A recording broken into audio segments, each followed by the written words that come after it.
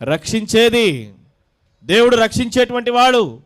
చూడండి, సొలొమోను పాపం చేసినప్పటికీ కూడా నేను అతన్ని విడిచిపెట్టను, కానీ మానవ సంబంధమైనటువంటి శిక్ష అతనికి విధించి తిరిగి అతనికి నా కృపను ఏం చేస్తాను, కనపరుస్తానని చెప్పినాడు.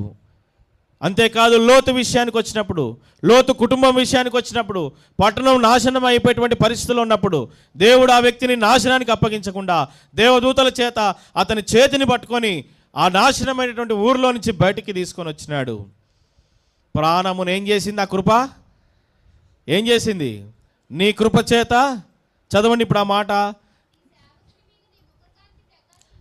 ప్రకాశింపచేయుము,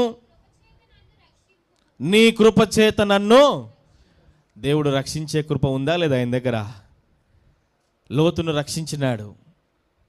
నాశనం అయిపోవలసినటువంటి వాడు